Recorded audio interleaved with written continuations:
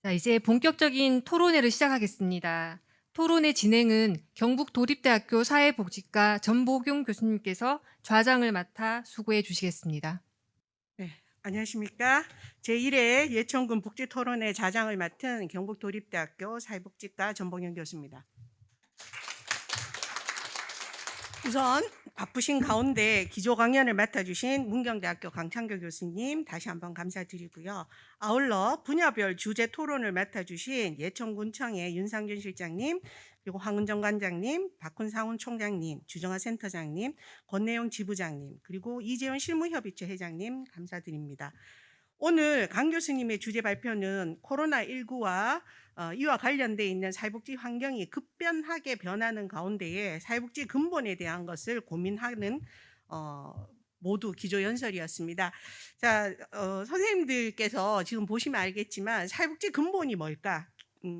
본질이 뭘까? 저도 이 강연을 들으면서 고민을 해봤는데 주민들의 안녕과 삶의 질을 향상을 시키는 것이 가장 근본적이라고 한다면 그러기 위해서 우리 예천은 어떤 것들을 좀 해야 될까에 대한 이야기이신 것 같았습니다.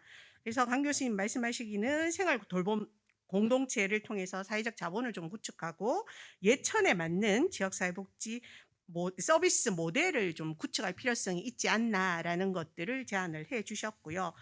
자, 이와 이런 주제 발표를 듣고 각각의 주제별 토론을 바로 진행하겠습니다.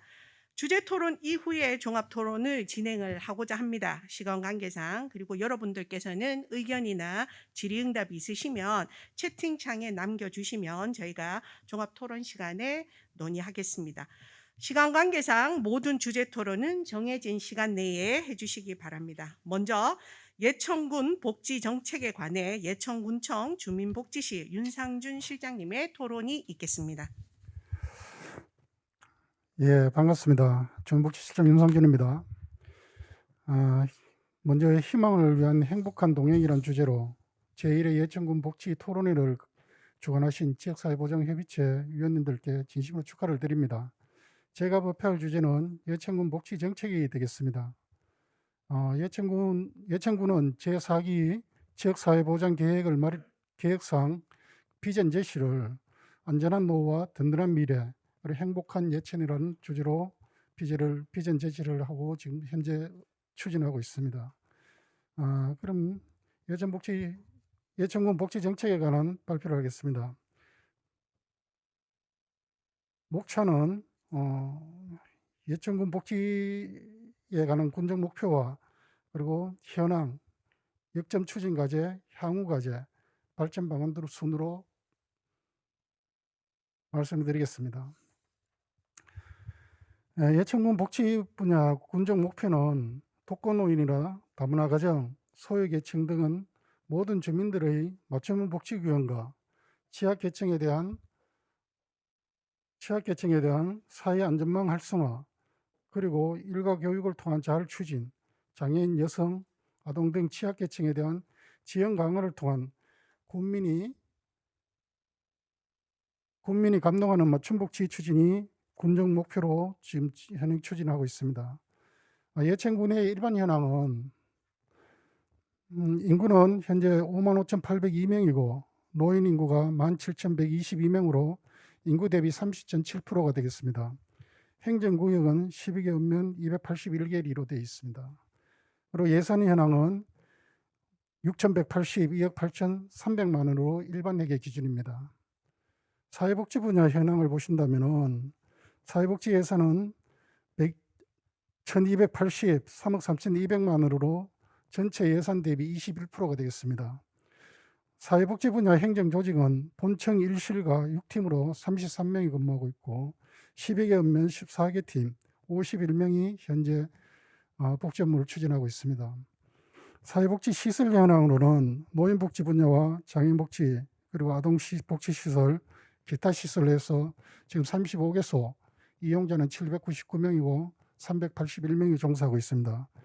또 특히 어린이집 현황은 39개소로 이용 어린이가 1,658명이고 370명이 종사하고 있습니다. 사회복지 분야별 예산 내역을 보시면은 국민기초생활보장 등 저소득층 주민생활안정지원사업에 200억, 긴급복지지원 코로나 관련 사업, 주민복지지원사업에 150억, 자활사업, 가사간병지원사업 등 취약계층 생활안정지원에 13억, 노인복지시설 설치 운영과 노인 맞춤 돌봄사업, 기초연금 등 노인복지 증진사업에 614억 4,800만 원, 그리고 아이 돌봄과 온종일 돌봄, 보육 지원 등의 아동과 여성복지 증진을 위해서 250억, 그리고 보훈사업과 청소년 사업, 자원봉사 등 기타 사업에 46억이 지금 예산 편성되어서 추진하고 있습니다.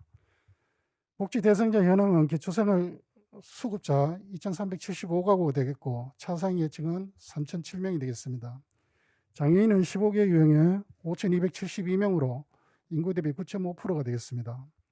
노인 기초연금은 지금 노인 인구 대비 81%로 13,807명이 지금 기초연금을 수령하고 있고 아동은 2,890명이고 청소년은 3,643명이 되겠습니다. 보훈가족은 5,336명이 되겠습니다. 이러한 과정에 있어서 예천군의 복지정책의 핵심 역전과제는 노인생활 안정도모와 안정적 보육환경 조성, 그리고 장애인의 자립생활, 사회 참여, 양육 친화적 사회 환경 조성을 통한 감동하는 맞춤복지 실천이 되겠습니다.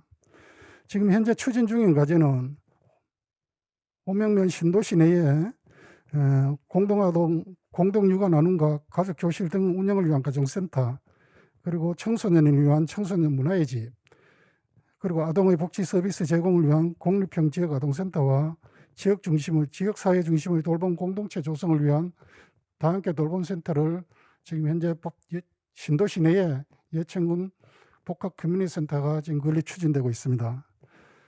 그리고 또 예천읍 구도심의 원도심 내에는 아동들의 놀이 및 체험시설, 장난감 대여를 위한 장난감 도서관과 또 지역사회 중심의 돌봄 공동체를 위한 다함께 돌봄센터가 또 지금 공동체를 위한 다함께 돌봄센터가 지금 건립 중에 있으며 아이사랑 안심케어센터가 되겠습니다.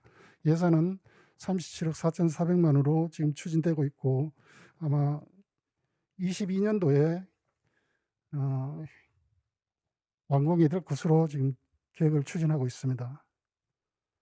그리고 향후과제, 예천군의 복지에 대한 향후과제는 신도시 인구 유입에 따른 복지행정 유행 변화에 대한 대응이 필요할 것이고 또 베이비붐 세대의 노령화 진입에 따른 복지 형태 변화에 따른 대응과 그다음에 국민 모두 공유할 수 있는 종합복지관 형태로의 운영 모색이 필요한 그런 사항이며 신도시와 구도심의 복지 행정 양분화를 위한 어떠한 해소 방안을 마련해야 될 그런 사항이 지금 놓여 있는 것 같습니다.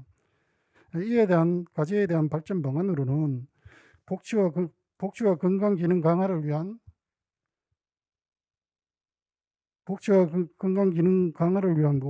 마을 공동체 역할을 위한 주민력 강화를 위해 주민자치형 공공서비스 사업 추진과 주민 참여를 통한 지역사회 중심 행정체계 구현과 사회 안전망 확충을 위한 복지자원 및 시설 확충이 되어야 할 것으로 생각합니다.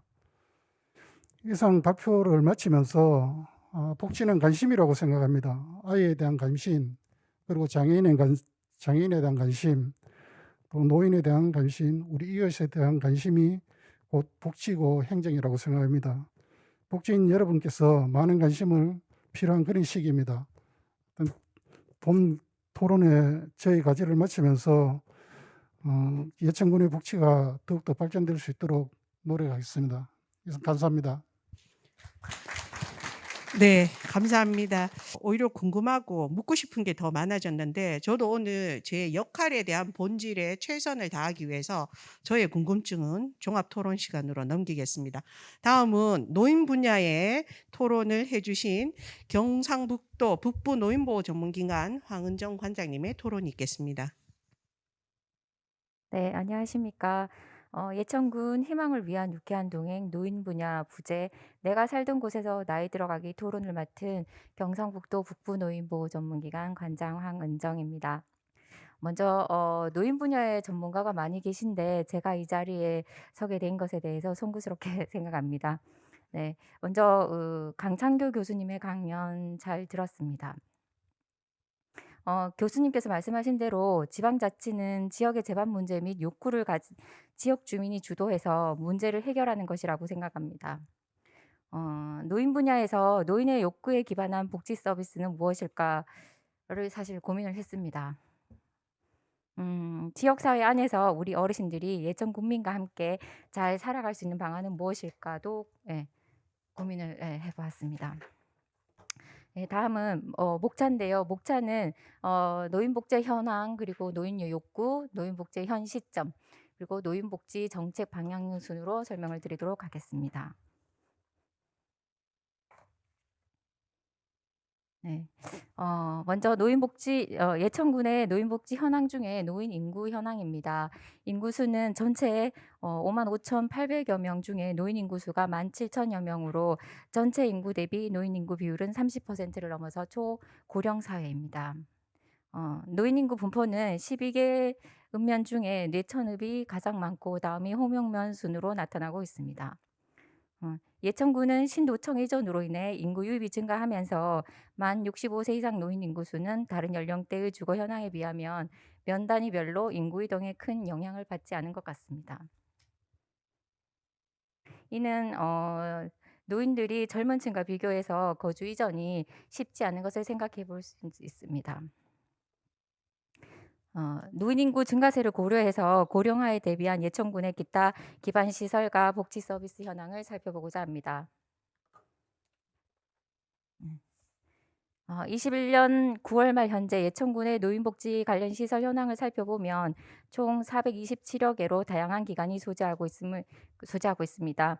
어르신의 여가 문화와 돌봄은 어르신의 삶의 중요한 부분을 차지하는데 예천군의 노인복지 시설 현황의 다양성을 살펴보면 교육, 돌봄, 보호, 노인인권, 여가, 일자리 사업 등 다양한 측면에서 서비스가 제공되고 있습니다. 노인들의 교육과 문화 여가를 지원하는 사회복지시설이 읍지역에 소재하여 상대적으로 면지역에 거주하는 어르신들의 사회복지 서비스 접근성이 떨어지고 있습니다. 어르신들이 주거하는 지역에서 쉽게 접근하여 이용할 수 있는 노인복지시설은 경로당이라고 볼 수 있습니다.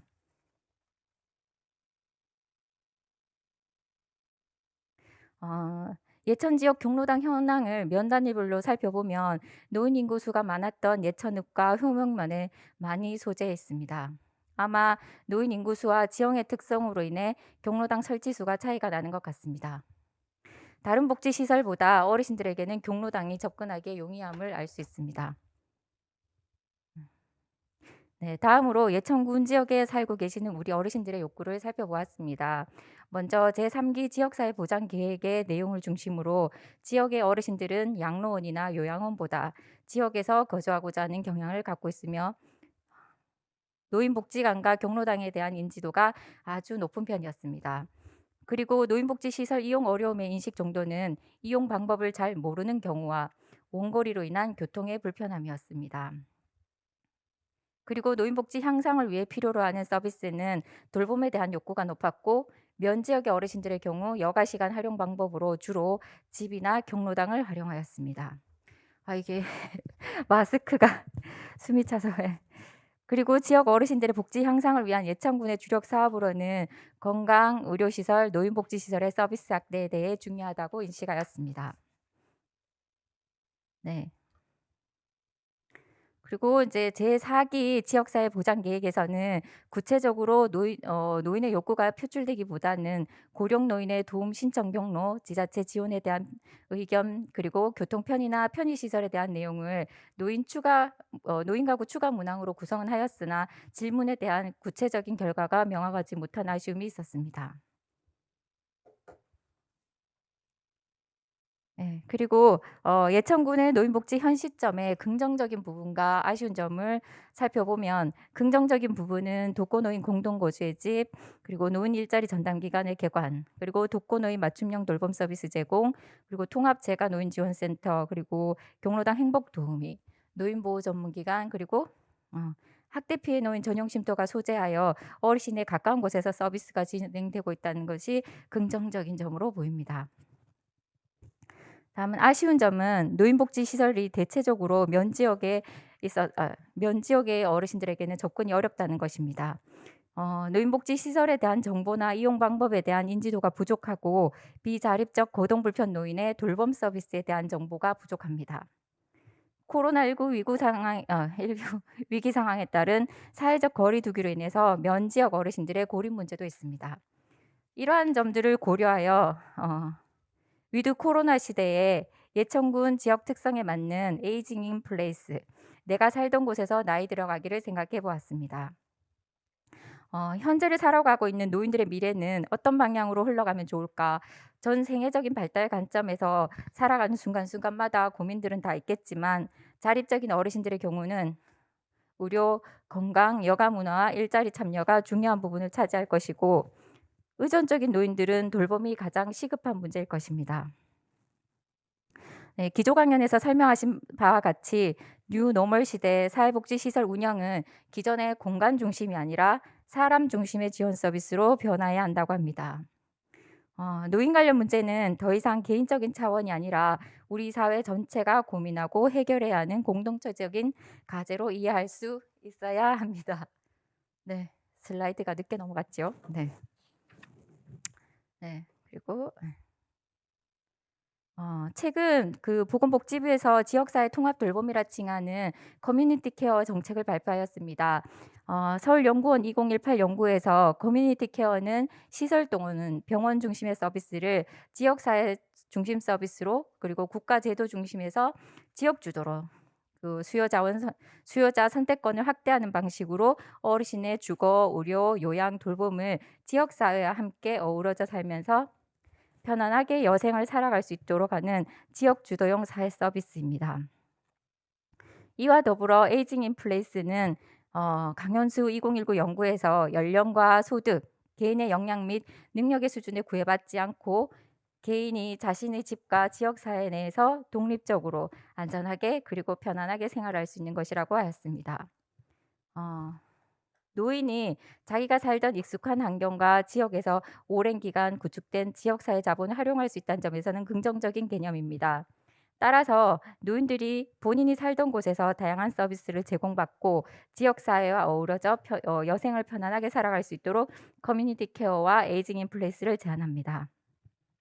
그 중심에는 읍면동 행정복지센터, 보건의료, 복지관, 장기요양 서비스, 경로당이 함께 각자 주거, 돌봄, 의료, 복지 서비스 등의 기능 수행과 연계를 통해서 지역 주도형으로 나가야 합니다. 네, 이상으로 발표를 마치겠습니다. 감사합니다. 고생하셨습니다. 그 화은정 관장님 노인복지 분야에서도 같은 이야기가 계속 반복적으로 나오네요. 사람 중심의 서비스로 바뀌어야 되고 그다음에 지역의 돌봄 서비스가 여러 분야에서 통합적으로 이루어져야만이 된다는 얘기를 하셨습니다. 앞으로 우리의 과제인 것 같습니다. 다음은 장애인 분야의 경북 지적 발달 장애인 복지협회 권내영 예천군 지부장님의 토론이 있겠습니다. 네, 안녕하십니까. 희망을 위한 유쾌한 동행 장애인 분야의 발표를 맡은 경북 지적 발달 장애인 복지협회 예천군 지부장 권내영입니다. 무엇보다도 장애인 분야에 훌륭하신 분들이 너무나 많은데 제가 이렇게 토론자로 나오게 돼서 무한한 영광으로 생각하고 또한 숭고하게도 생각이 듭니다. 제가 맡은 발표 시간이 7분이에요. 7분인데 7분 동안 예천군의 장애인 분야에 대해서 모두 다 말씀드리기란 많은 시간이 부족하다는 생각이 드는데 발표를 한번 해보겠습니다. 예, 네, 예천군 현황과 나아갈 방향에 대해서 제가 목차를 가지고 왔습니다. 네, 먼저 예천군 현황입니다. 예천군 장애인 비율입니다. 예천군에 지금 인구가 55,800여 명 정도가 되는데 장애인 인구는 약 9.5%에 해당되는 5,300여 명 정도가 됩니다. 장애 유형별 인구 현황을 제가 가지고 왔습니다. 5,300여 명 정도의 장애인 인구 중에 가장 많은 부분을 차지하는 장애인들은 지체 장애인입니다. 지체 장애인은 2,380여 명 정도가 되고 다음으로 많은 장애인들이 청각 장애인이죠. 네, 1,184명 정도가 됩니다. 다음으로는 뇌병변 장애인이고 다음 지적 장애인이 많습니다. 지적 장애인은 437명 정도가 되고요. 다음으로는 시각 장애인입니다. 시각 장애인은 423명 정도가 됩니다. 다음으로 정신 장애인이 많습니다. 여러분들 혹시 발달 장애인이라고 들어보셨나요?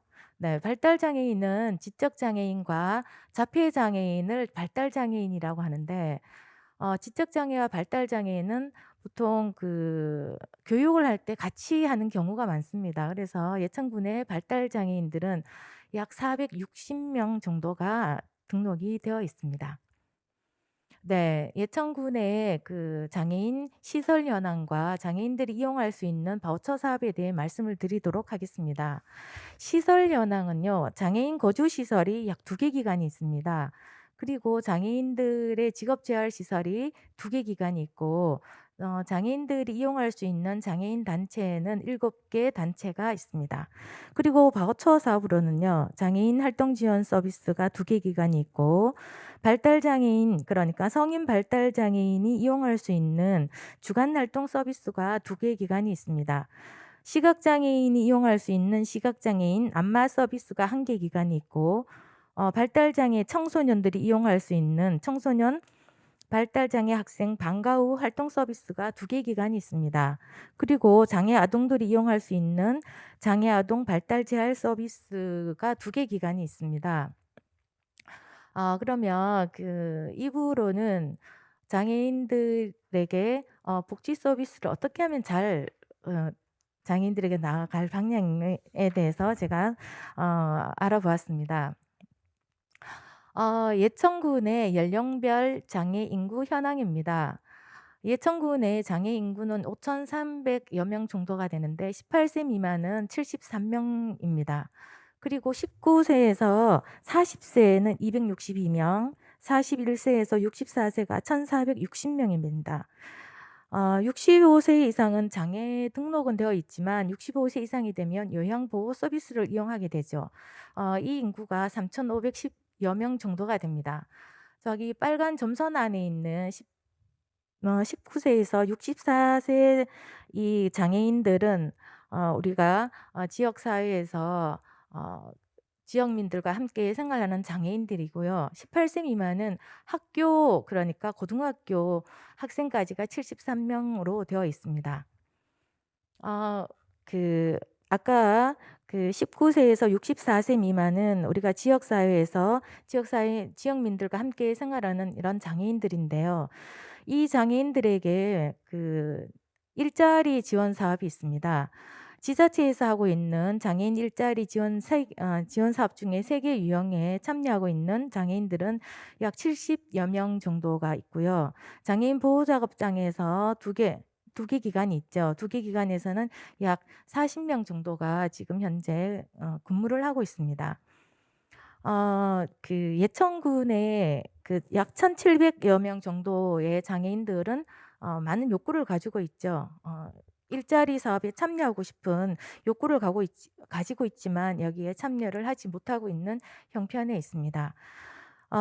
장애인 1인 가구를 살펴보겠는데요. 예천군의 가구 수는 26,453가구에 있고 거기에서 1인 가구 수는 7,860여 가구가 있습니다. 이 가구 중에 장애인 1인 가구는 26.4%에 해당되는 2,075가구가 해당됩니다.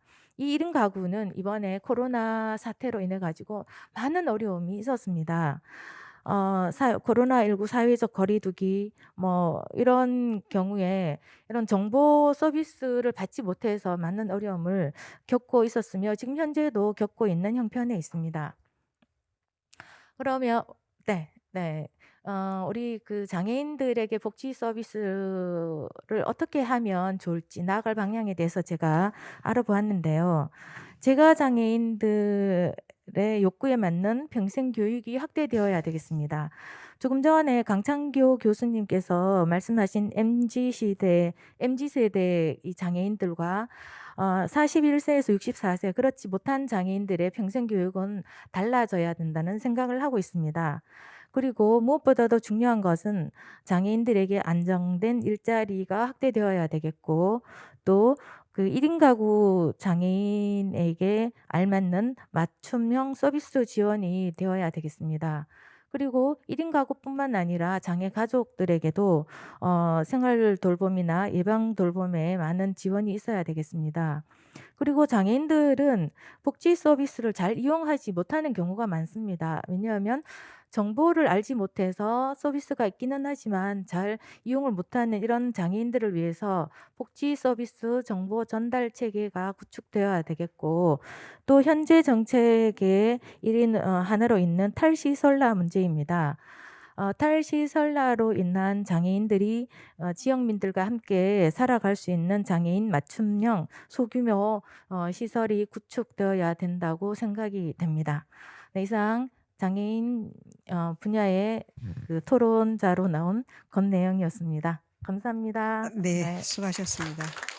아마 오늘 이 유튜브를 보고 계시는 분들이 코로나라는 것이 저희 일상의 많은 부분을 차지하고 있었지만 실제로 저희가 그 닥쳐져 있는 상황 때문에 너무 그 당황해서 저희가 버티고 해결하는 과정이 지금 2년이 지나갔는데 이 와중에 지금 우리 권내영 그 지부장님의 발표문을 보면 저도 복지 서비스 정보 전달이 많이 힘들었겠다는 생각과 1인 가구를 형성하고 있는 게 예천군이 26.4%가 어떻게 버티셨을까라는 생각이 들어서 살짝 반성도 되고 이랬습니다. 앞으로 이런 부분에 있어서가 예천에서도 함께 고민해 봐야 되는 부분인 것 같습니다. 자, 다음은 여성 가족 분야의 주정하 예천군 가족센터장님의 토론이 있으시겠습니다. 네, 안녕하십니까. 조금 전 소개받은 예천군 가족센터 센터장 주정아입니다. 저는 토론에 앞서 예천군에 있는 건강가정 다문화 가족지원센터가 최근 예천군 가족센터로 센터명이 변경됨을 먼저 알려드립니다. 그리고 예천군 여성이나 가족복지에 대한 자원들이 아직 많이 부족하고 많이 알려져 있지 않다는 점 말씀을 드리면서 오늘 토론 시작하겠습니다. 예천군 여성 가족복지 현황과 앞으로 나아가야 될 방향에 대해 말씀드리겠습니다. 예천군 2021년 9월 28일 기준 인구 현황을 보시면 총 55,802명이며 가구 수로는 27,720가구로 구성이 되었습니다. 또 1인 가구 수는 2019년 기준 7,862가구이며 다문화 가족 수는 450가구로 1,865명으로 구성이 되어 있습니다. 이 통계는 특히 다문화 가족 수는 센터 통계로 인해서 이루어졌으며 센터에 현 등록이 되어 있는 가족들로만 통계를 하였다는 점 말씀드립니다. 그 예천군 주민 욕구 현황을 보시면 현재 다양한 문화를 누리고자 하는 욕구, 그리고 일자리를 확대 제공해 주고자 하는 욕구, 또 맞벌이 가정이나 한부모 가정, 다자녀 가정에서는 육아나 돌봄 지원에 대한 욕구가 있으며 양성평등에 대한 문화를 좀 더 확산시켜서 좀 더 평등한 문화를 만들고자 하는 욕구들이 있습니다. 그리고 1인 가구가 늘어남에 따라 1인 가구 지원에 대한 욕구가 있다는 크게 5개 분야로 확인할 수 있습니다. 예천군 여성 가족복지 자원을 살펴보시겠습니다. 예천군에는 17개 여성단체 2,600여 명이 활동하고 있으며 여성 역량 강화 교육, 여성대회, 농촌 일손 돕기 등 다양한 활동을 하고 있습니다. 예천군 가족센터에서는 부부 역할이나 부모 역할, 생애주기별 가족 갈등과 문제 해결 등 가족 생활 전반에 대해 지원하고 있으며 아이 돌봄 지원, 공동육아 나눔터 운영 등 가족 돌봄 지원과 부부 상담, 부모 자녀 상담, 이혼 위기 상담 등 가족 상담에 대한 지원을 하고 있습니다. 그 외에 또 다문화 가족 지원에 대한 다양한 지원들을 아끼지 않고 있습니다. 예천군 여성가족복지정책 기본계획에 대해서 살펴보시겠습니다. 먼저 여성정책 기본계획을 보시면 성평등 가치에 대한 지향을 강화하고 여성의 일, 가족, 인권, 복지 등 모든 영역에서 성인지적 정책 실행의 관점을 반영하는 것입니다. 여성과 사회단체 간의 양방향적 소통을 통해서 여성의 삶의 공간인 지역사회의 실질적 변화를 유도할 수 있는 의제를 개발하고 확산시키는 것입니다. 여성과 남성이 함께 만들어가는 미래지향적 성평등 문화를 지향하고 여성 고령 인구 및 1인 가구 증가, 2030 세대의 등 새로운 정책 수요에 대하여 대응하는 것입니다. 결혼 이민자, 북한 이탈 주민, 장애인, 근로빈곤층 등 여성 내부의 다양성 증대에 대한 맞춤형 정책을 개발하는 것입니다. 또 다문화 가족 정책 기본 계획은 다문화 가족 정책위원회를 구성하여 부처 간 유사 중복 사업 조정 등 정책 추진의 효율성을 제고하는 것이며 다양한 교육을 통해 다문화 가족의 한국 사회 안정적 정착을 지원하는 것입니다. 대상별 다문화 이해 교육을 실시하고 다문화 인식 캠페인 등을 통해 우리 사회의 다문화 수용성을 제고하는 것입니다. 기타 가족복지 정책을 보시면 위기가정 지원 체계를 확대하고 네트워크 활성화로 모든 가족이 안정된 생활을 영위하게 하는 것입니다. 위에서 보신 것처럼 예천군에서 여성가족복지 정책을 위해 많은 노력을 기울이고 있습니다. 시대가 바뀌고 변화함에 따라 복지 정책도 부단히 변화하고 발전되어야 합니다. 그러면 예천군은 여성가족복지를 위해서 어떻게 변화해야 할까요? 나아가야 될 방향을 보시면 먼저 지역 주민들이 여성가족복지 분야에 대해서도 쉽게 확인하고 이용할 수 있는 시스템 정비가 필요할 것 같습니다. 분야별 복지 정보에 대해서 좀 더 상세히 안내가 되었으면 하는 바람입니다. 또 양성평등 문화 확산을 위해서 다양한 프로그램 개발과 여성들이 경제지위 확대, 사회적 참여 확대가 필요하며 직장 내 양성평등 교육과 성인지 교육 확대, 안전하고 건강한 직장 문화 만들기 등 캠페인 실시도 필요합니다. 포스트 코로나 등 사회 변화에 대응하여 경력 단절 여성들의 맞는 일자리 확대, 자녀 양육으로 직장 다니기 어려운 여성들에 대한 단시간 일자리 제공, 가정 내에서도 할 수 있는 일자리 창출 등 여성 일자리 확대 지원이 필요합니다. 문화 다양성 수용에 기반한 사회 통합 실현을 위해서는 지역 주민들이 다양한 문화에 대해서 수용하고 상호 존중하며 지역사회 안에서 상생 협력을 통해 기반을 마련할 수 있는 이해 교육이나 인식 개선이 필요합니다. 지역사회 안에서는 주민들이 함께 고통을 털어놓고 정보 공유도 하고 소통할 수 있는 주민교류 소통 공간 확대 설치가 필요하며 가정, 학교, 직장, 지역사회 등 다양한 활동 주체 간 협력을 통해 지역사회의 실질적 변화를 유도할 수 있는 의제 개발 및 확산이 필요합니다. 또 미혼 인구 증가, 고령화 현상, 출생자 감소, 30대 남성 비중 증가 등으로 1인 가구 수가 증가하고 있으며 2021년 9월 말 기준 전국 40%를 돌파하였습니다. 이에 늘어나는 1인 가구를 위한 맞춤형 지원도 시급한 상황입니다. 맞벌이 가정, 다자녀 가정, 한부모 가정 등 자녀 돌봄이 필요한 가정을 위해서는 다양한 서비스 기관과 단체들의 돌봄을 통해서 수요에 맞는 맞춤형 정책을 확대할 필요가 있습니다. 원도심과 신도시 주민들이 각각의 욕구에 맞는 맞춤형 복지 정책을 개발하고 지원할 수 있는 방안을 모색해야 할 것입니다. 즉 복지 이원화를 통한 상생 발전이 필요합니다. 이와 같이 예천군 현실에 맞는 주민 욕구에 기반하여 정책을 기획하고 각 기관 단체 및 사회단체와 함께 협력하면 좀 더 발전적인 예천, 주민들이 살아가고 싶은 예천으로 거듭날 것이라고 확신합니다. 이상 토론을 마치겠습니다. 감사합니다. 네, 수고하셨습니다. 그 네이밍이 참 중요한 것 같습니다. 그 다문화 가족 지원센터, 건강가정 지원센터라는 이름이 거창하지만 어떻게 보면은 또 다른 저희가 네이밍을 통해서 그 제한돼 있는 서비스 대상자로 구분돼 있는 것들이 있고, 또 아까 차별이라는 얘기인데 저희가 알게 모르게 낙인을 찍는 부분도 있는 것 같습니다. 근데 가족센터로 이름이 바뀌어서 가족의 다양성을 다 포용하고 수용하는 이름으로 바뀐 것 같아서 저희도 이번 기회에 새로운 것을 알게 돼서 좋습니다. 자, 다음은 아동 청소년 분야의 토론을 해주실 한국 작은 도서관 협회 사무총장이신 박훈 목사님 토론이 있으시겠습니다. 네, 감사합니다. 오늘 기조 강연 들으면서 제가 마음에 새롭게 발견한 게 있습니다. 우리 강창교 교수님 강연에서 사회복지 근본을 묻다 하시는 말씀.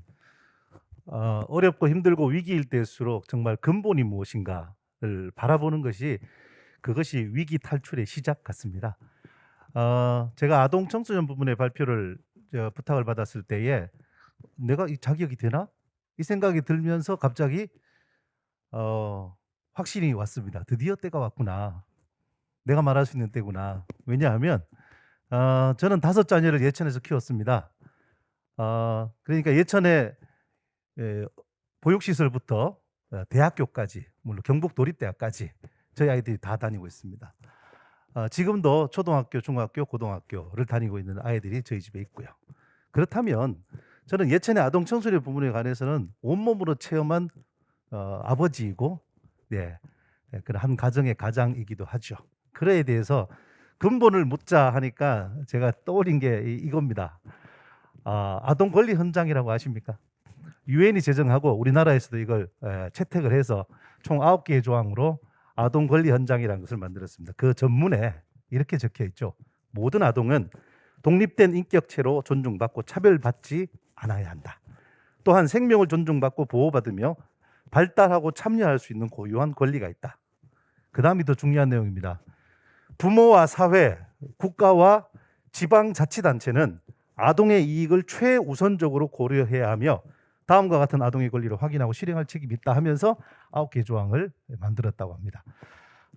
여기 노인, 그리고 장애인, 그리고 이제 여성 가족까지 이제 발표를 하셔서 제가 분야별로는 마지막 발표인데, 아동 권리 헌장에 의하면 아동은 최우선적으로 돌봄을 받아야 된다고 합니다.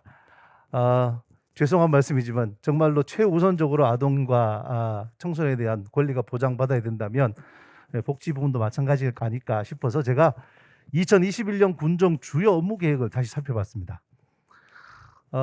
여기 보면은 지원 대상 영유아 2,207명 되어 있고요.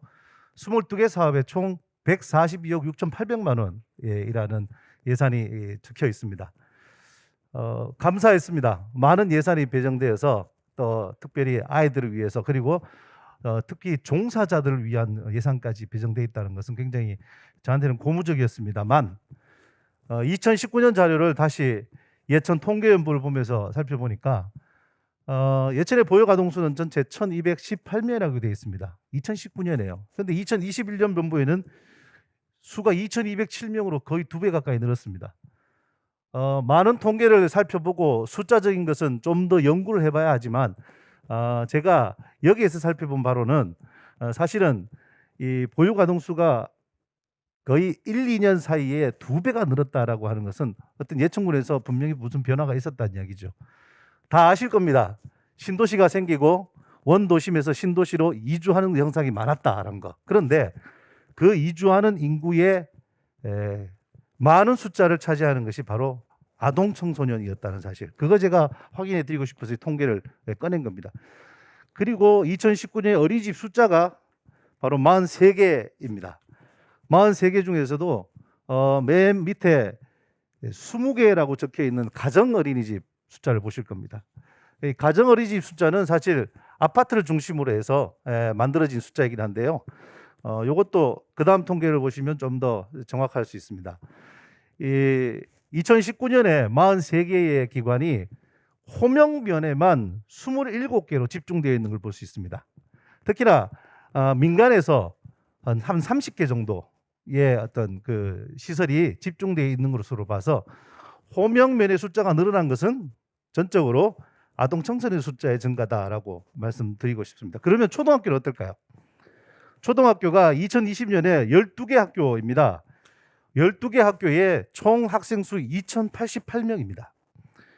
2088명이라는 것은 아까 살펴본 것은 영유아고요. 이건 초등학생들요. 8세부터 13세까지 뭐 우리 나이로 그렇죠. 예, 이 아동들이 이 숫자를 차지하고 있는데 좀 더 심각한 통계를 제가 봅니다. 왜냐하면 예천 지역의 4개 초등학교 학생 수만 비교를 했습니다. 예천읍에 예천초등학교, 예천동부초등학교, 예천남부초등학교가 있고요. 호명에는 호명초등학교가 하나 있습니다.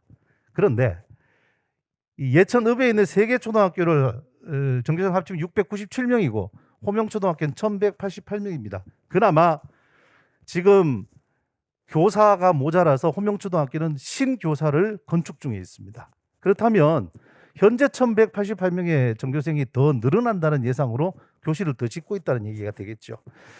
예천의 영유아 2207명, 전체 초등학생 숫자 2088명, 총 4295명 중에서 호명에 모여있는 아이들 영유아와 초등학생 숫자만 거의 절반을 넘고 있다는 사실이고 거기에 중고등학교까지 다 포함한다면 그 숫자는 더 말할 나위가 없겠죠. 그러니까 우리 예천은 사실은 예천의 아이들은 다 어디 갔노? 그러시면 다 호명에 가 있습니다 라고 말하는 게 정확하죠. 제가 숫자로 말씀드린 겁니다. 그런데 여기서 우리가 생각해 볼 게 있습니다. 모두가 다 생각하고 계시지만 제가 정리해서 생각하도록 오늘 여기서 말씀드립니다. 그럼 원도심과 신도시, 노인 세대와 젊은 세대, 어린 세대라고 하죠. 그리고 우리는 농촌 지역입니다. 아니요, 도시 지역입니다. 도대체 우리는 어디입니까? 도농복합. 아이들이 많이 모여 있다면 명품 교육 도시가 되어야 된다. 우리 많이 듣는 말씀이죠. 그리고 나서 우리가 최종적으로 이야기해야 될 것이 그럼 균형적인 발전을 해야 되지 않냐? 아니면 우리는 정말 새로운 도시로 나아가야 될 것인가? 예, 뭐 여기에 대한 대답은 저도 잘 모르겠습니다만 이런 현안들은 제가 생각해 보고 있습니다. 첫째는 수가 증가했죠. 아까 우리 강창규 교수님 말씀하실 때 우리 예천구는 경상북도에서 그래도 전국을 다 통틀어 봐도 인구가 감소하는 지역에서는 빠졌다 해서 희망이다. 네, 맞습니다. 희망입니다, 이거. 그렇지만 양극화는 심해졌습니다. 편중됐죠. 그렇다면 도대체 질은 어느 쪽으로 가야 되느냐, 이런 고민들이 자꾸 생깁니다. 질적으로 강화돼야 되는데 그럼에도 불구하고 보육 공백은 증가합니다. 물론 원도심이 그렇다 이거죠. 시설도 부족합니다. 인력도 부족합니다. 그러면 예산을 어디다가 내야 되느냐? 형평성의 문제가 생기겠죠. 사람이 많은 곳에 가야 되지 않을까? 또 싶은데 또 그렇지도 않은 것 같습니다. 그러면 부족한 부분은 어디서 해결할까? 그리고 복지에서 가장 많이 고민하는 문제이지 않습니까? 분배의 문제. 자, 그러면 여기서 협력이란 말은 복지를 이야기할 때 이런 절대로 빼놓을 수 없을 것 같습니다. 우리 지역사회보장협의체도 사실은 협력을 위해서 모인 단체잖아요. 그런데 협력을 했는데 분명히 소외되는 쪽이 있더란 말이죠. 소외되는 쪽이요. 소외란 것은요, 스스로 소외된다기보다도 사실은 그쪽에 관심이 덜 가기 때문에 그렇습니다. 또 하나는 전문성이 결여되어 있습니다. 농촌이라서 그렇다고요? 예, 사람이 없어서 그렇다고요? 네, 그렇다고 그걸 포기할 수는 없지 않습니까? 그리고 이건 제가 가장 중요하게 생각하는 문제인데요. 소통의 문제입니다. 이야기가 잘 안 되죠. 말이 안 통한다고 하죠. 예, 서로 내 것만, 서로 우리 것만, 서로 내가 필요한 것만 달라고 한다고 하죠. 예, 소통의 문제가 현재로는 가장 큰 우리의 현안이라고 생각합니다. 자, 그러면요, 그럼 우리는 어떻게 해야 될까요? 제가 이 사진을 하나 낸 것은 올 3월에 이집트에 있는 수에즈 운하가 막혔습니다. 배 한 척 때문에요. 물론 제가 말씀드리는 배 한 척은 엄청나게 큰 컨테이너선입니다. 그 배가 수에즈 운하를 가로막는 것 때문에 그 하루의 물동량이 막히는 바람에 어마어마한 피해를 냈습니다. 그런데 저기 보면 굴삭기 한 대가 그 거대한 이 컨테이너선 아래를 파고 있습니다. 거기 옆에 보면 빨간 옷을 입은 압둘 가와드라는 한 사람이 있죠. 수에즈 운하가 배 한 척에 막혔다는 소식을 듣고 가장 먼저 달려간 사람이랍니다. 저 굴삭기로 얼마나 파겠습니까? 하지만 저분이 시작을 해서 수에즈 운하는 곧 뒤에 개통이 됐답니다. 다시 우리 예천에 바로 저 굴삭기 한 대와 같은 역할을 하는 기관, 단체, 개인은 없을까요? 그래서 제가 한 3가지 정도로 우리 아동 청소년 부분에 대해서 제가 말씀드릴 수 있는 여러 가지 방안을 말씀드리려고 합니다. 물론 좀 두루뭉실한 얘기가 될 수 있습니다만 속도보다는 방향이 중요합니다. 누구나 다 동의하시는 정의죠. 그런데 이 방향은요, 분명하고 흔들리지 않는 목표성이어야 합니다. 두 번째는 사실은 우리가 예전부터 많이 들었던 말이죠. 뭉치면 산다. 신뢰를 바탕으로 하는 민관학 협력체제. 저는 아까 우리 기종화 의견 들으면서 저거구나라고 생각했던 게 뭐냐면 전혀 없었던 새로운 걸 만드는 것보다는 기존에 있던 것 중에서 더 강화될 것을 찾는 것이 더 필요할 것 같습니다. 아동 청소년 분야가 더 그렇습니다. 신뢰를 바탕으로 한 민관학 협력 체계가 돼야 된다면 사실 우리 지금 예천군 지역사회보장협의체, 지역사회보장협의체가 아까 교수님 말씀하신 것처럼 거기에 힘을 더 실어주고 거기에 더 강화된 어떤 역할을 준다면 아동 청소년 부분도 가능하지 않을까 싶습니다. 마지막으로 무엇보다 문화의 힘입니다. 이 말은 제가 한 말이 아니라 김구 선생님께서 하신 말입니다. 나라의 힘은 무엇보다 문화의 힘이랍니다. 다양하고 전문성 있는 문화적 역량을 구축하는 거죠. 특히나 아동 청소년 부분에서는 이건 너무나도 필요합니다. 아이들이 학교를 따라서 움직인다고 하죠. 요즘 학교에서도 방과후 활동, 또 특기 적성 활동에서 굉장히 많은 문화적인 접근을 하고 있습니다. 그런데 저는 거기에 대한 전문성을 이야기하고 싶은 거죠. 너무 전문성이 현재는 없습니다. 그거를 구축할 수 있는 힘, 그리고 그것을 끌어오고 그것을 아이들과 청소년들에게 제공할 수 있는 것, 그게 우리 어른들이 해야 될 일이 아닌가 생각합니다. 이상으로 제 발표를 마치겠습니다. 아동 청소년 분야에 아주 심도 있는 그렇지만 강렬한 굴삭기와 같은 그런 토론이었습니다.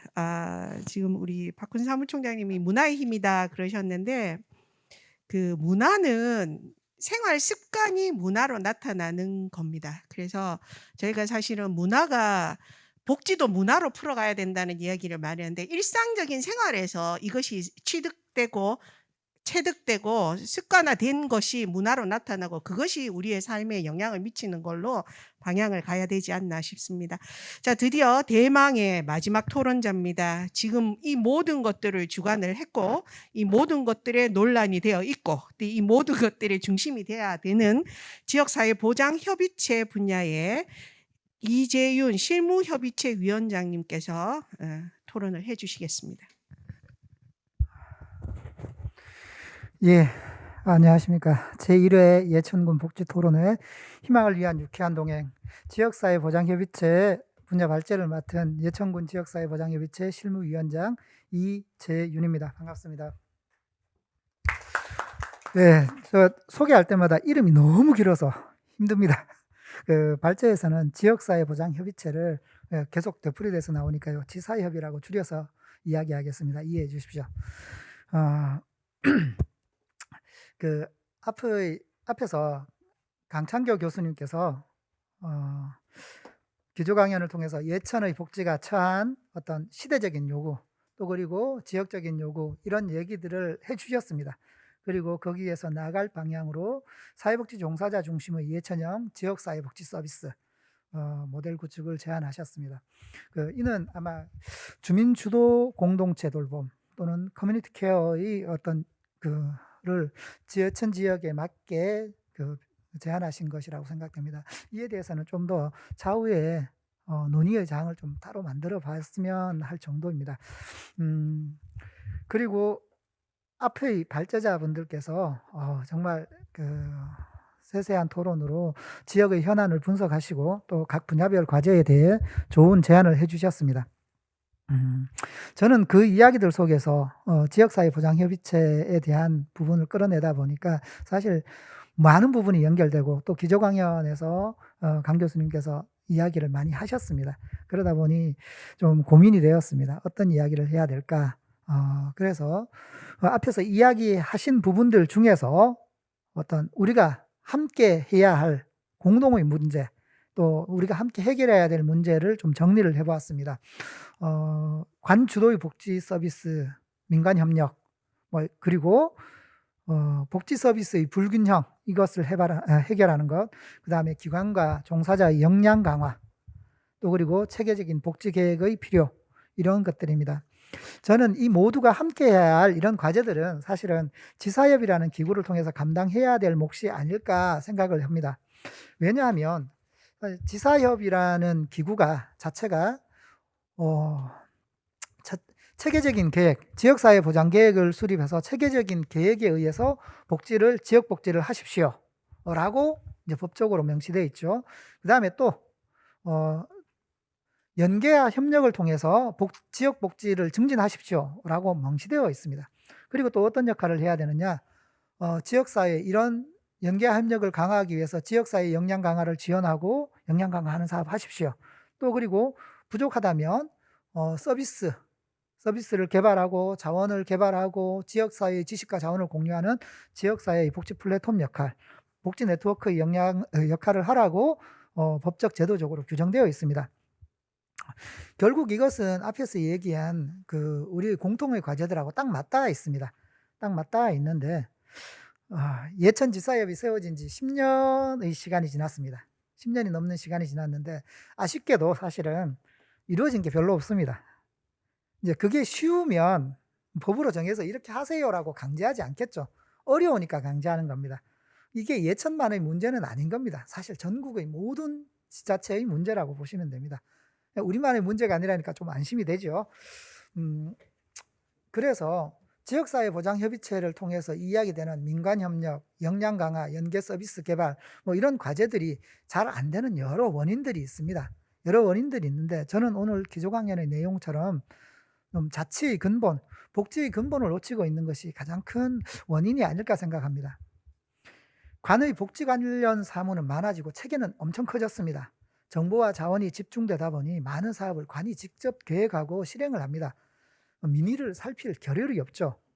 그런데 이렇게 되면 자치가 아니라 좀 관치가 되어버립니다. 관이 주도하는 것이 아니라 민의 요구를 살피고 지역의 문제를 살피고 해결을 위해서 협력하고 주민이 주도하도록 지원을 해야 되는데 이게 지방자치시대의 어떤 관의 역할인데 이게 현실적으로 많이 어려움이 있습니다.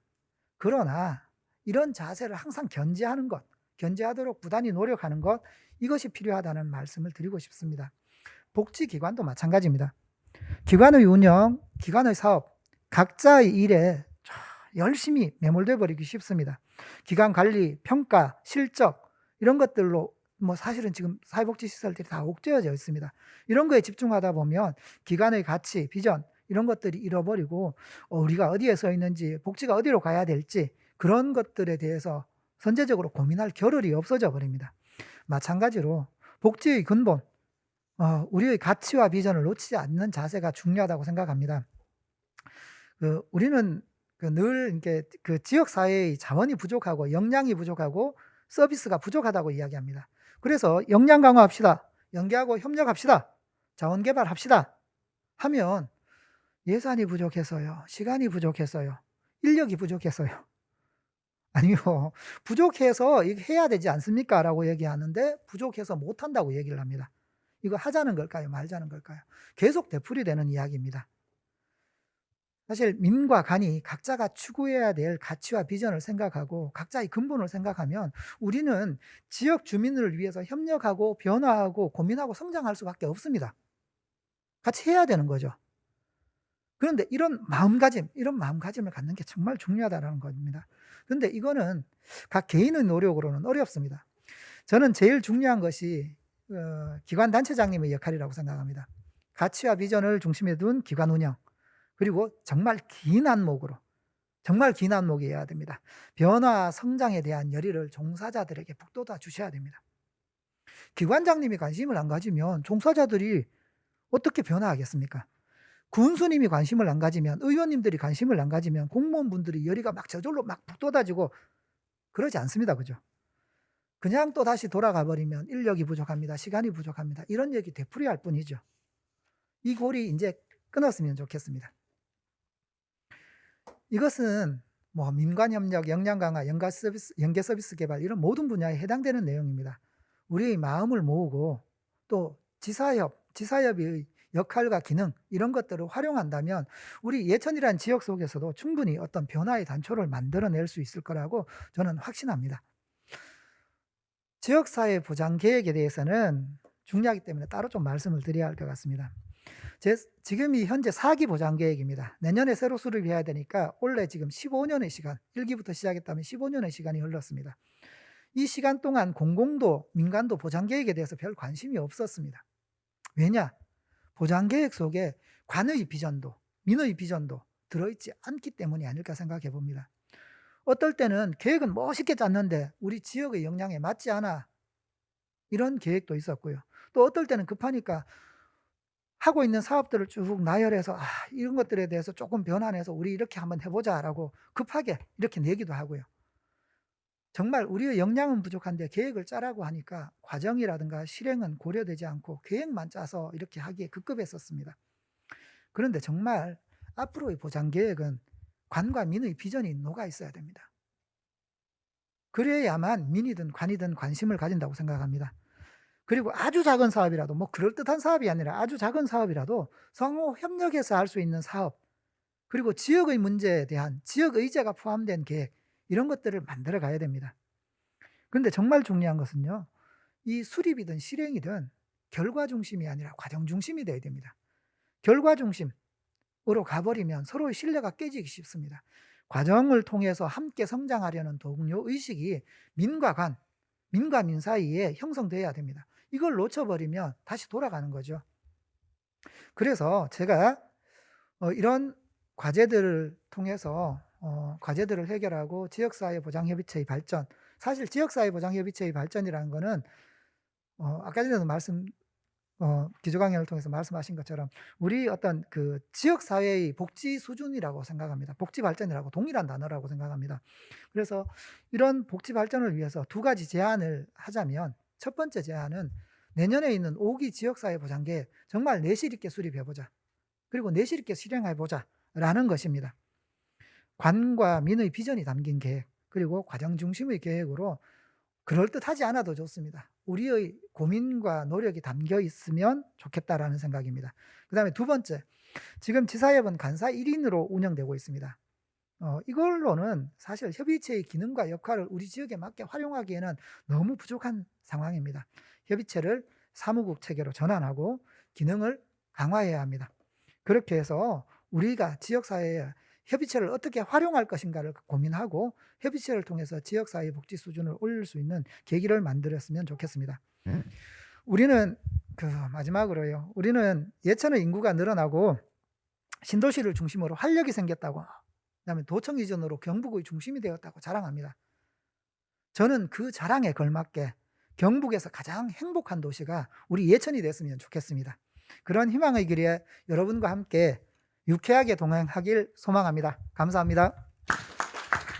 네, 이재윤 실무협의체 위원장님 감사합니다. 이상으로 지금 이제 총 6개 분야에 대해서 토론자들께서 토론을 하셨고, 지금 채팅창에 질문 사항들이 몇 개가 올라와 있습니다. 올라와 있는데 시간 관계상 저희가 사실은 비대면 토론회는 2시간을 넘으면 상당히 힘들어합니다. 그래서 아마 2시부터 저희 지금 4시까지 또 넘어서 다를 질문을 대답하기는 좀 어려울 것 같고요. 강 교수님, 발제자시니까 강 교수님이 하나를 좀 이건 제가 궁금한 게 있어서 하나 여쭤보고 싶고요. 그리고 여기 지금 계시는 선생님들께서는 아마 하시고 싶은 얘기 다 못 하셨을 겁니다. 그리고 7분 안에 어떻게 예천의 각 분야를 다 이야기하겠습니까? 오늘 첫 시작이니까 요건 좀 양해를 드리고요. 또 지금 시청하고 계시는 유튜브의 예천군 사회복지 관계자들께서도 양해를 바랍니다. 앞으로 향후 이런 계획은 조금 더 발전적으로 심도 있게 나갈 것이라고 믿어 의심치 않습니다. 자, 이 제일 마지막에 이거 엄청난 호야 사랑이라는 분이 올라왔습니다. 이건 아마 강 교수님이 대답을 해주시면 좋을 것 같은데요. 민간 협력 이야기를 하셨어요. 그래서 늘 제자리인 것 같습니다. 무엇이 문제인지, 개선 방안이 무엇인지를 물론 이제 이재윤 실장님께서 이야기하셨지만 그래도 강 교수님께서는 그 정답이 뭔지를 알고 계실 것 같아서 강 교수님이 좀 말씀을 해주시고요. 그 다음에 그 한천 은어님이 1인 가구 증가에 대해서 이야기를 하셨고 그 위에 단풍나무님께서 1인 가구 장애인이 많아지고 있다라는 이야기를 하셨어요. 물론 대상이 1인 가구와 1인 가구 장애인이라는 거는 차이가 좀 있습니다만은 어쨌든 우리 오늘 모든 토론에 1인 가구가 많아지고 있고 또 어떤 특정한 특성을 가지고 있는 1인 가구가 늘어가고 있다는 것도 사실이라고 합니다. 이와 관련돼 있어서 필요한 복지 서비스가 어떤 것들이 있는지를 좀 이야기를 해달라고 하십니다. 이게 해당되는 분이 어느 분인지 먼저 한 분이 말씀을 해주시면 될 것 같고요. 그 다음에 이제 한 분만 더 제가 보면 이거는 아마 우리 박훈 사무총장님이 대답을 해주셔야 될 것 같은데 아동 청소년 분야에서 예천이 꼭 필요한 기관이나 서비스는 뭐라고 생각하는지가 궁금하다고 이야기를 하십니다. 그래서 지금 한 질문 시간 관계상 한 1, 2분 정도 각 파트별로 해주시고 나머지 올라오는 질문은 나중에 요 좀 댓글을 달아주시면 좋을 것 같습니다. 네, 강 교수님부터 해주시면 예. 좋겠습니다. 민관 협력 중요성 다 알고 계시죠, 그죠? 그리고 강조도 많이 합니다. 우리 사회복지에서는 가장 대표적인 민간 협력 법적 기구가 이제 우리 보장협의체 아니겠습니까? 그래서 저도 보장협의체의 역할이라든가 중요성을 말씀을 드리는데요. 그런데 왜 실질적으로 잘 이루어지지 않을까 생각을 해보면 이건 아마 모든 지자체 대부분 모든이라 그러면 좀 어폐가 있을 것 같고 대부분 지자체 공통적인 문제가 아닐까 싶은데요. 첫째, 저는 가장 중요하고 생각하는 것이 죄송합니다. 여기 지금 공공에서 오신 분들한테 죄송스러운데 위원회 구성할 때 제대로 구성해야 된다.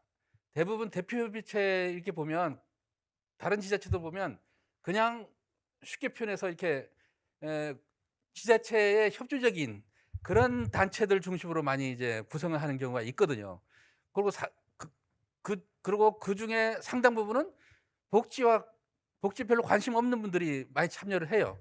그러다 보면 물론 이제 그분들의 참여를 통해서 복지에 관심을 유도하는 차원도 있겠지만 그러다 보니까 이 복지에 대해서 좀 이게 관심도가 떨어지고 그냥 형식적으로 뭐 회의에 참석하라 그러니까 참석하고 그냥 가면 끝이고 뭐 이런 것들이 이게 늘상 이제 반복적으로 이루어지다 보니까 이게 보장협의체가 내실 있게 운영되고 있지 못하지 않나 이런 생각이 들고요.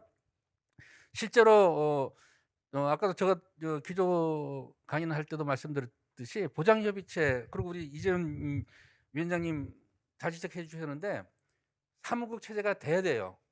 그래서 실제로 이 보장협의체의 모든 활동들이 이 사무국을 기반으로 해서 활동들이 이루어지면 훨씬 지금보다 더 그 역할이라든가 기능이라든가 또는 나름대로 그 위상이 더 강화되지 않을까 그런 생각이 들고요. 그래야지 지역민들도 우리 보장협의체에 대해서 인지도 하고 고민들을 이제 보장협의체에 와서 털어놓기도 하고 그래야지 우리 같이 또 그 숙제를 풀기 위해서 우리 보장협의체 위원들이 또 이렇게 고민하는 그런 일들이 벌어지지 않을까 그런 생각이 듭니다. 그래서 일단은 가장 중요한 거 이제 어쨌든 조직을 운영하는데 중심은 사람이잖아요, 그죠?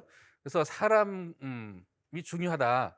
그래서 보장협의체를 구성하는데 중요한 거는 참여 인력을 진짜 제대로 지역의 이 복지에 관심 있고 실제로 지역에서 그런 복지 활동을 하시는 분들을 중심으로 해서 이렇게 협의체를 구성했으면 좋겠다는 생각이 들고요. 또 한 가지는 그러면 그렇게만 구성하면 되느냐? 저는 그렇게 또 생각지 않습니다. 그렇게 구성해 줬다 하더라도 그 다음에 문제는 보장협의체가 문제죠. 대부분 아마 우리 예천도 그럴 텐데 보장협의체 뭐 열심히 하시지만 대부분 시에서 운영비 지원해 줄 거 아니에요, 그죠? 그냥 그 운영비로만 운영하죠. 가능하면 자부담도 좀 필요하다.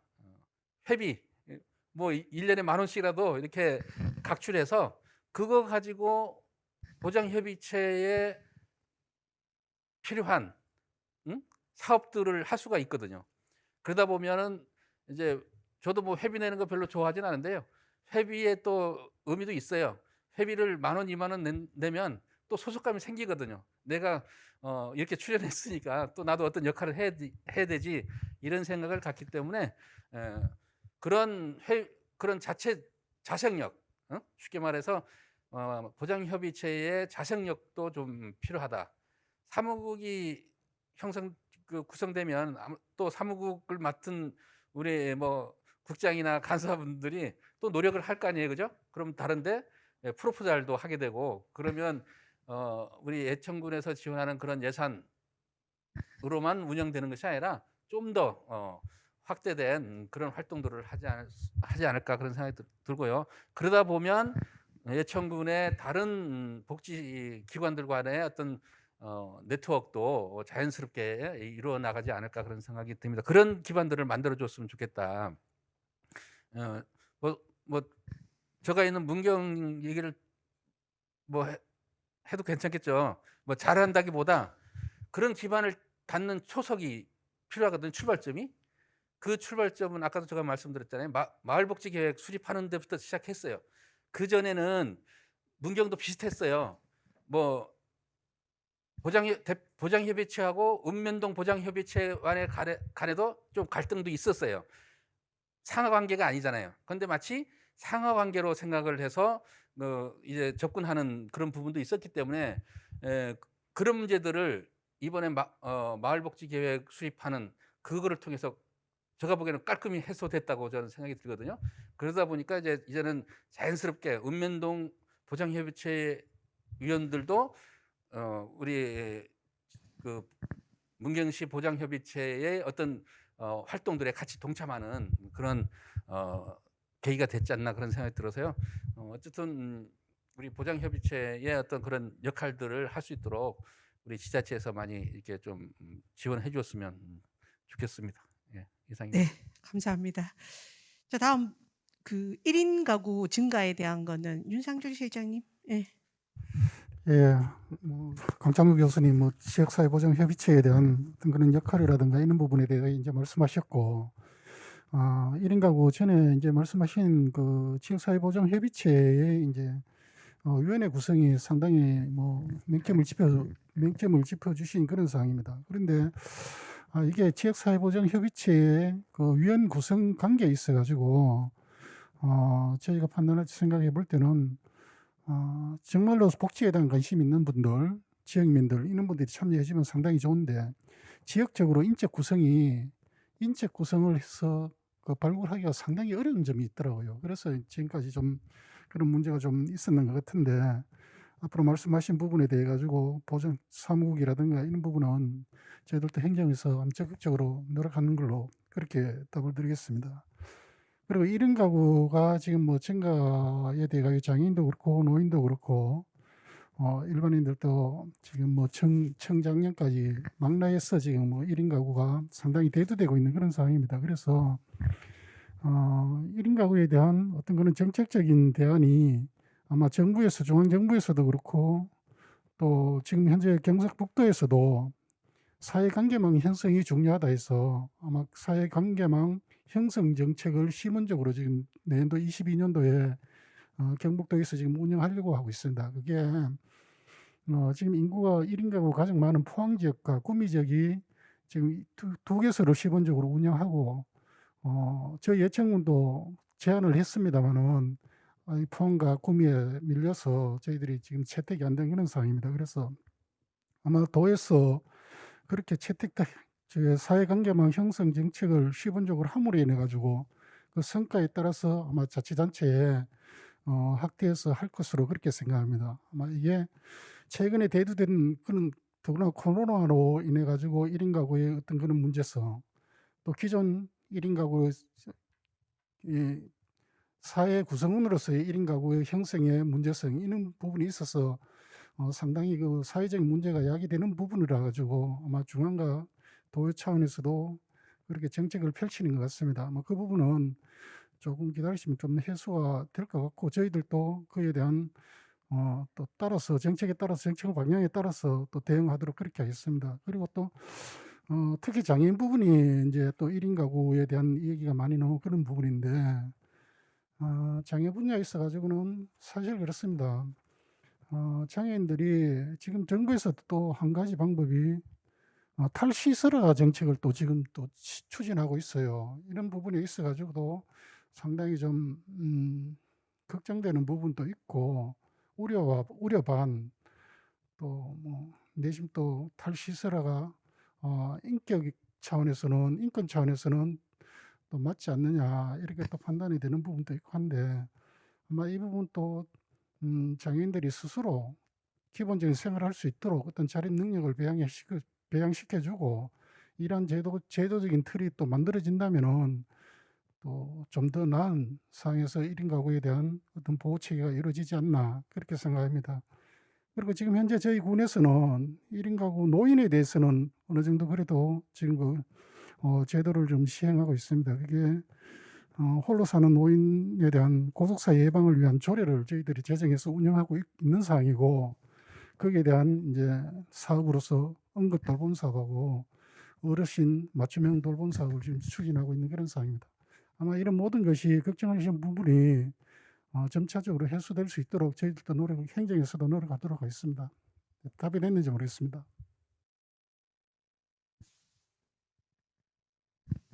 네. 그러면 이제 마지막 우리 박훈 사무총장님. 네. 저희 도서관에서는 이런 말이 있습니다. 한 아이를 키우는 데는 한 마을이 필요하다.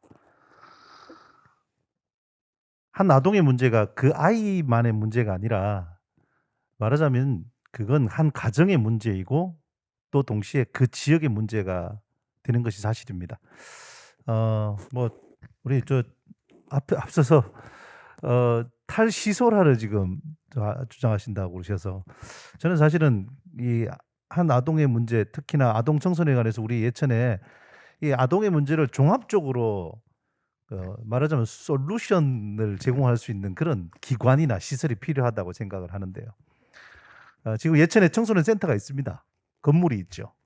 근데 그 건물이 어떻게 기능하는지는 뭐 저도 사실 살펴보지 않아서 잘 모르겠습니다만, 그런 곳에서 기존의 시설을 정말로 아동 청소년들이 필요한 시설로 만들어가는 노력들이 꼭 필요하지 않겠나, 그런 생각을 합니다. 그래서 전 처음에는 우리 예천의 아동 청소년을 위한 어떤 종합복지관 같은 게 하나 있었으면 좋겠다 생각했습니다만, 그것이 우리 예천의 역량이 부족하다면 아까도 말씀드렸던 것처럼 지사협, 지역사회보장협의체 같은 기존의 시설들이나 기존의 단체들을 정말로 효용성 있는 그런 방향으로 잘 이끌어갈 수 있는 그런 대책들이 필요하지 않을까, 그렇게 생각합니다.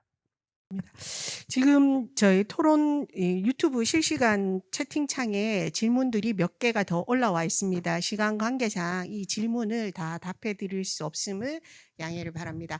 그리고 이 유튜브는 이 실시간 끝나도 올라올 수 있기 때문에 궁금하신 질문은 해당되시는 분야의 토론자들께서 댓글로 남겨주시면 질의하시는 분에게 좀 유쾌한 해답이 되지 않나 싶은 생각이 있습니다. 저희가 장시가 4시 17분입니다. 지금 거의 2시간 17분 동안 자리에 저희가 제1회 예천군 복지 토론회를 장장 진행을 했습니다. 그래서 아까 제가 네이밍이 중요하다고 이야기했는데 저희가 1회지만 희망을 위한 유쾌한 동행입니다. 괴로운 동행이 아니고. 그래서 앞으로 나가는 예천은 분명히 더 발전적인 예천일 거라고 저도 믿어 의심치 않습니다. 오늘 말씀하신 토론자 강연을 해주신 강창규 교수님께 감사드리고요. 그 다음에 이 7분의 모든 토론과 그 강연에 하나가 있었습니다. 지역사회 돌봄, 지역사회 커뮤니티 케어, 그리고 네트워크라는 단어는 어느 토론자나 강연자에게 빠질 수 없는 중요한 거였습니다. 향후 앞으로는 지역사회가 저희 삶에 떠나갈 수 없는 환경이라면 또 그 안에서 저희가 맞춰서 가야 된다면 오늘의 이 자리는 분명히 유쾌하게 동행할 수 있는 좋은 첫걸음이 됐을 거라고 생각됩니다. 장시간 토론과 강연을 해주신 모든 분께 감사드립니다.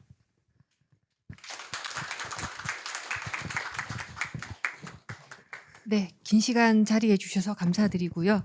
다음에 다시 2회 토론에서 만나 뵙기를 바라겠습니다. 감사합니다.